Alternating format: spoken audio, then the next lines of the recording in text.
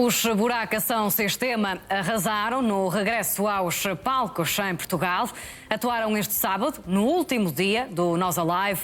A banda da Amadora já não atuava há 10 anos e deixou o público rendido. Um dos momentos mais virais nas redes sociais foi a dança da cantora Playa, entre coreografias intensas, muita energia e uma interação constante com os cerca de 60 mil espectadores. Playa voltou a arrancar aplausos com os icónicos passos de dança.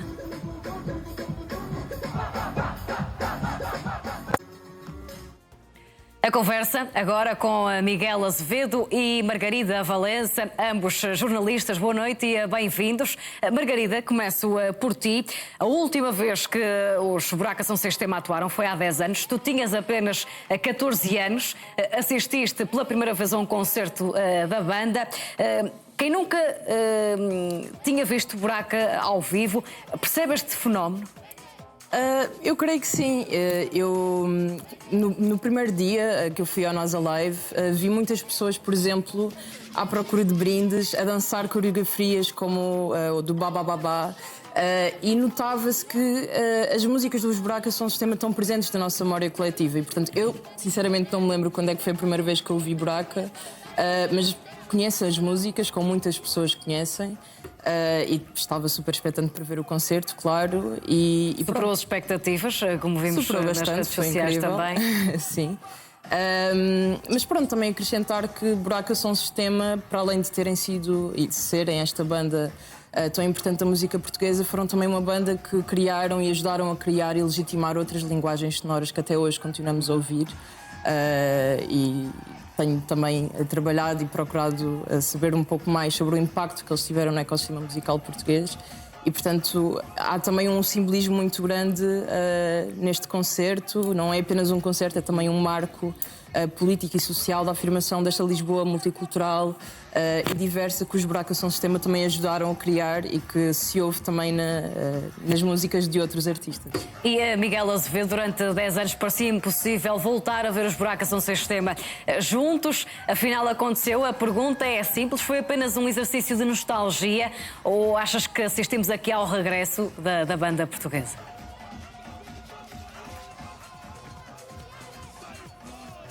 Olha, eu antes de mais, deixa-me endereçar os cumprimentos à Margarida. Eu não sei se percebi bem a tua pergunta, porque estou aqui com interferências, mas eu me perguntavas se este regresso fica por aqui. Eu, tanto quanto pude apurar hoje, este é mesmo o último concerto do ano em Portugal.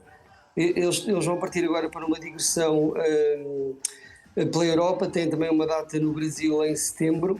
E tanto quanto eu pude apurar junto da agência deles, à Arruada, não existe mais nenhum concerto agendado para este ano. Mas deixa-me dizer também que quando se fala no regresso dos Buraca, isto não significa que eles tenham passado os últimos 10 anos longe da música, nem nada que se pareça. Eles têm tido as atividades deles, solo, paralelas. Aliás, eles reúnem-se enquanto Buraca 2 vezes por ano, reuniram-se nos últimos 10 anos 2 vezes por ano pelo menos, precisamente para alinhavar lançamentos, novos lançamentos, também contratos de publicidade, que eles também fizeram muito, e têm as suas carreiras paralelas como produtores, o Calas também como escritor. Aliás, o Calas nem mora cá, mora em Berlim, e portanto eles estiveram sempre muito ativos. Este regresso é apenas um regresso da banda, mas como te dizia há pouco, eu próprio também não consigo dizer, acho que a agência também não, se este regresso estará definitivamente fechado ou não. Eu julgo que não, porque já em 2016 também não está. E durante anos disse que os Buraca São Sistema exportaram Portugal para o mundo sem cantarem fado nem rock. Hoje, olhando para alguns artistas, por exemplo, Rosalía, ou até para a popularização global dos ritmos africanos e latinos, podemos dizer que os Buraca estavam uma década à frente do mercado? É possível. Olha, eu estive na altura em que eles apareceram e tive a oportunidade de entrevistá-los, e eles de facto foram altamente disruptivos na altura, e foi por isso também que marcaram, como outros projetos. Aliás, qualquer projeto que surja disruptivo em relação à área de atuação. Estamos a falar agora de música, mas podíamos estar a falar do cinema, da literatura, das artes plásticas. Qualquer projeto disruptivo acaba sempre por marcar de forma muito vincada e permanente. Mas para responder diretamente à tua pergunta, eu atrevo-me a dizer que neste momento os Buraca, até pela projeção internacional que tiveram, eu arrisco-me a dizer que só encontrarão paralelo talvez nos Madre Deus e nos Municipal. Eles têm, por exemplo, na Europa, têm uma projeção incrível, tanto que eles vão fazer agora esta digressão que vai passar pela Suíça, pela Dinamarca, pelos Países Baixos, pelo Reino Unido, onde eles têm uma enorme legião de fãs. E, portanto, para responder à tua pergunta, eu acho que sim, eu acho que eles são um dos projetos mais notáveis da música portuguesa das últimas décadas, um dos projetos mais inovadores, mais disruptivos, eles que parece criar uma sonoridade única, uma sonoridade muito própria. E eu até ia mais longe, eu acho que eles são mais do que um fenómeno musical, eles transformaram-se quase num fenómeno sociocultural. E Margarida, hoje ainda no segmento da questão que fiz ao Miguel, hoje fala-se muito do Afrobeat, fala-se de música global. Os Buracas chegaram cedo demais, foram verdadeiros pioneiros ou apenas tiveram a sorte no momento em que apareceram? Eu acho que foi uma conjugação de fatores e os Buraca, por um lado, também foram resultado de uma Lisboa onde o Bairro Alto era um lugar de encontro entre DJs e artistas, que não é mesmo a Lisboa de hoje.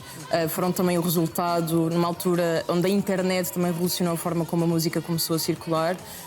E também foram resultado de uma época de transformação em Lisboa, no país, de certa forma. Acho que se calhar houve essa sorte.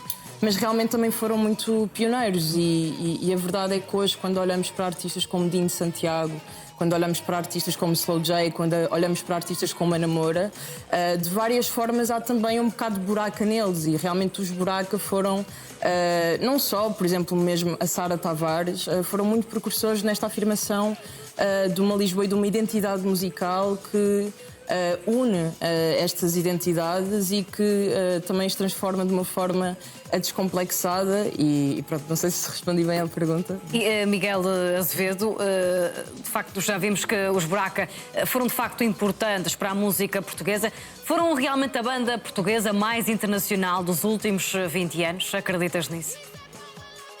Acredito, era o que eu dizia há pouco, eu assim de repente só encontro paralelo talvez com os Madre Deus e os Municipal.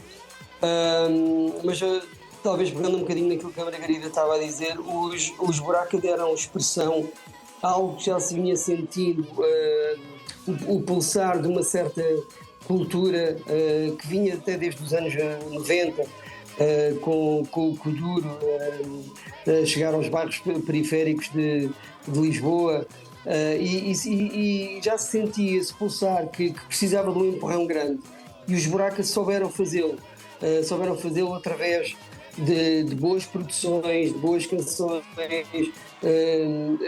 muito ritmadas e isso acabou por marcar uma geração e depois estas coisas a gente já sabe como é que funcionam, isto é quase por contágio e quase por arrastão e vem por aí fora e chega aos dias de hoje ainda com a força que nós vemos.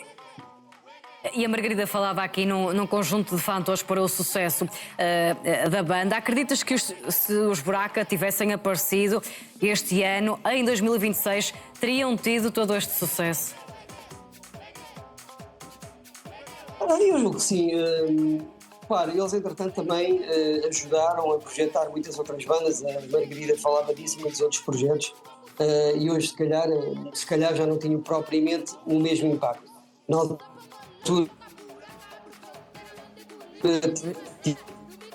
Tiveram, porque foi de facto da música, até mexeram com a própria imprensa especializada. Todos nós percebemos, todos nós jornalistas, que na altura assistimos ao nascimento do projeto, percebemos que estava ali de facto algo de novo e algo que ia fazer carreira e que ia fazer um belo trajeto. Aquilo não era um epifenómeno.